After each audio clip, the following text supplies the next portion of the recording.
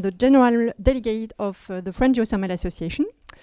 I'm quite happy to have you all here today in our headquarters here in Paris, la Maison de la Géologie. Today I will be very briefly regarding AFPG. So AFPG is 150 members. Some of them are here today, and I want to thank you them because you will have the opportunity to see them this afternoon during two roundtables where they will be able to present you their know-how. And we also are a team of 5 permanent full-time job in AFPG. They are not here today, but you have seen Magdalena. And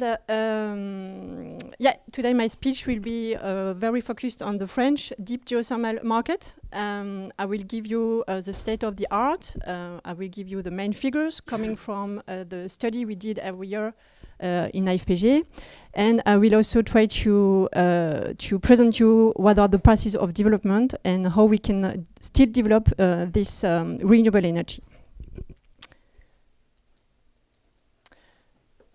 So this first slide to see the scene, and a bit like Paul, just to always have in mind that the heat demands are very important and significant in the energy demands. We used to talk to geothermal energy and to associate it to power generation. But now, since 5 years, we have to admit that geothermal energy, and especially for countries like France, is more linked to the heat production. It's like, I like this word, the elephant in the room. I will keep that for the next, my next future presentation. Thank you, Paul.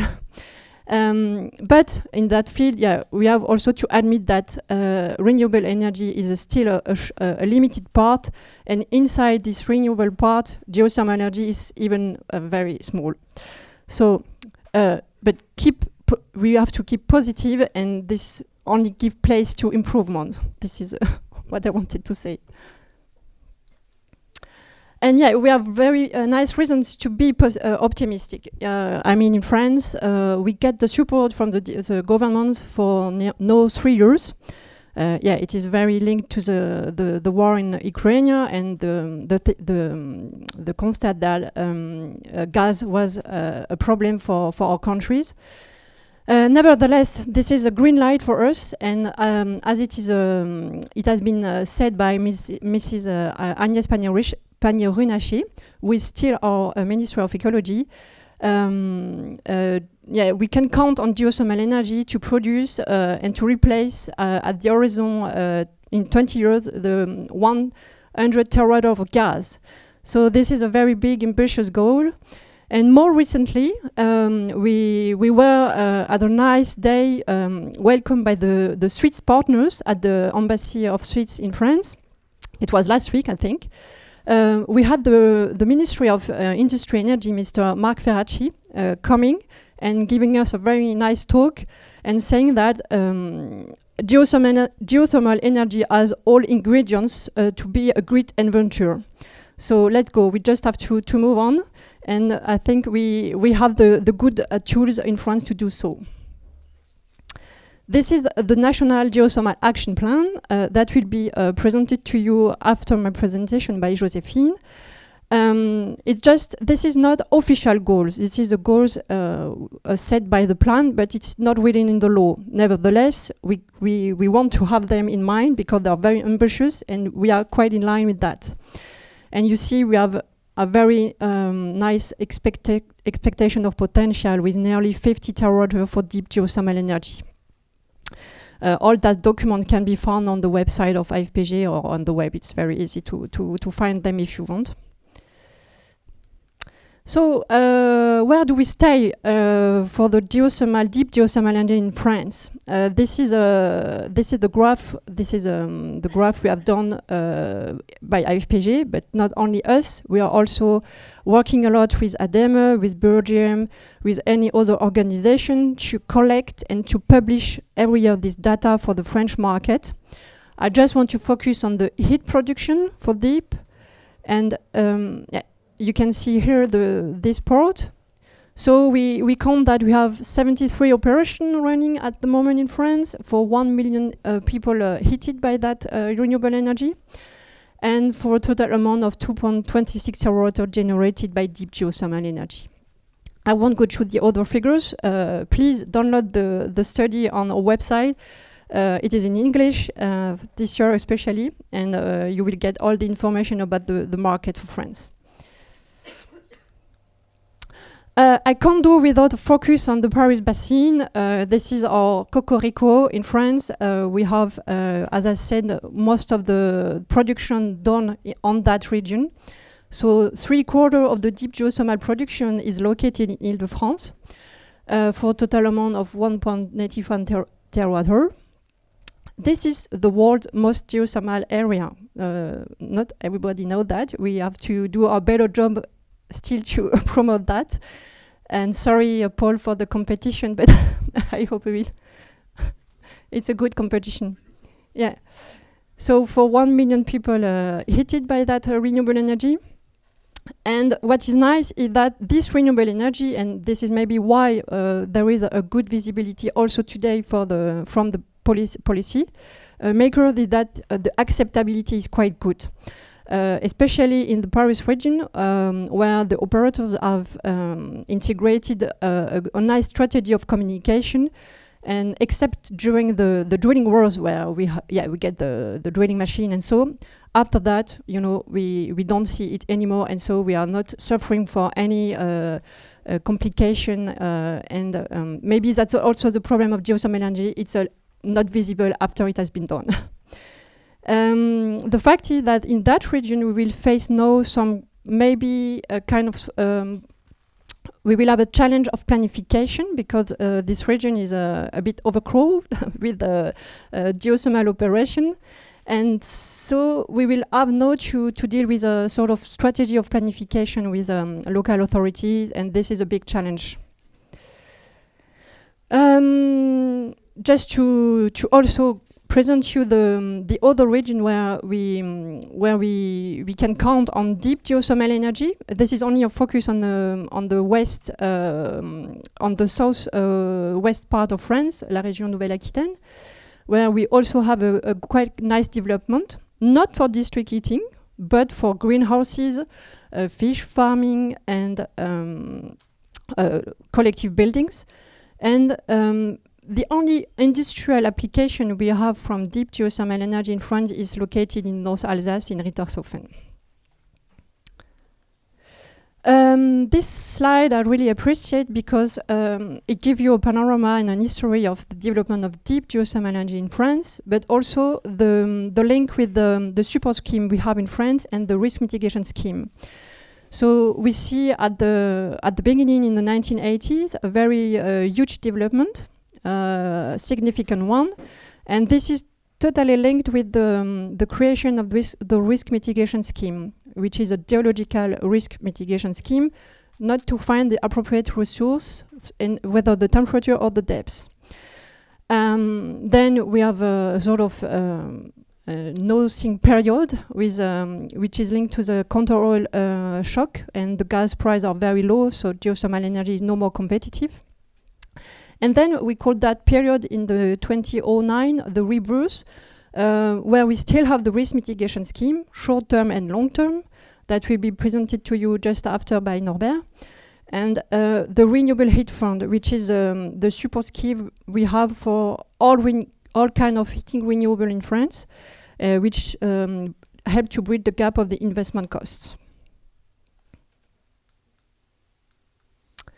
So this is a concrete situation, I would say, we have in France, the real policy, the policy and the real law.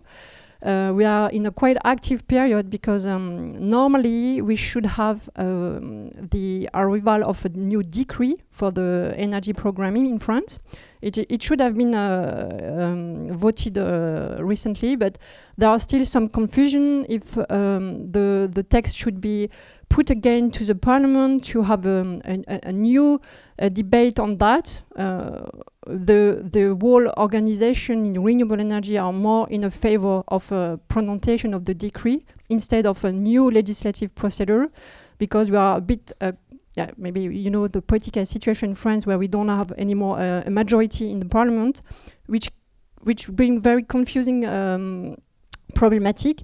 And on the other end, we really need to have this programmation pluriannuelle énergie put in place. So we really hope that a solution will be found soon.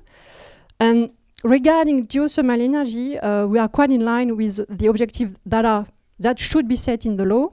That are those reading on the slide. Regarding deep, we expect to have 6 terawatt in 2030. If you remember my previous slide, we are at 2.26, so it's nearly a tripling by 2030. And we even want you to achieve 8 and 10, between 10 by 2035. Just a quick word on the fact that cooling demand for geothermal energy are also mentioned in the project of PPE.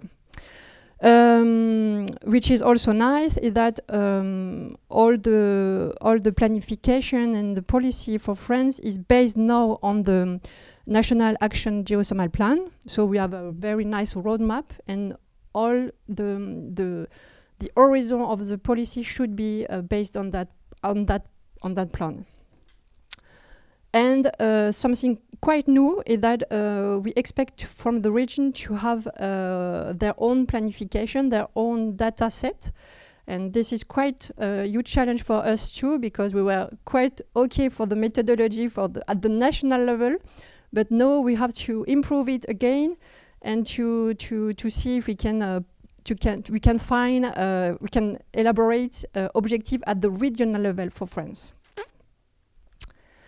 And I think this is my last slide. What can be the main development for France? How can we do to reach these ambitious goals? I've already talked about it. It's linked to the risk mitigation scheme. You will have a detailed presentation. I think this is one of the strategic tools we have in France. And as Paul just said before, we have this zonage of risk, which is new since 2 years. When we want to go outside well-known zone and to discover, to go to the greenfield zones that have been mentioned by Philippe. This is a huge challenge, but we have the tools to do it. Let's go for that. We have a nice policy framework and regulatory framework. Nevertheless, we are still a bit suffering from long delay, some new measures supposed to be a simplification, but in reality, we don't really see the simplification at the moment. So we are still working very close with the ministry to see how we can improve these delays. For sure, there is a lot to do, and this is in the hand of the BRGM, which will be presented to you this afternoon. All the de-risking campaign that have been launched in France recently, and that are very linked to this risk mitigation scheme, because if we want to go to more risky zones, we need to have a better knowledge of the underground, and that's why we try to move on parallel with this de-risking campaign. And innovation is key. This is also a nice focus you will have this afternoon with our colleague from Geofluid, CFG, Valorec, that will present you how we can improve the drilling technology, and for sure how we can use and transfer from oil and gas industry. So I hope we will have a nice and fruitful discussion tonight, this afternoon, sorry. And just one last slide, because we are very busy in organizing this event that will take place in June in Biarritz. You are very welcome to join. I hope you will be there, and thank you to our sponsor. Some of them are here in the room, and with others we can't do so nice. I think this is my last slide, and I thank you for your attention.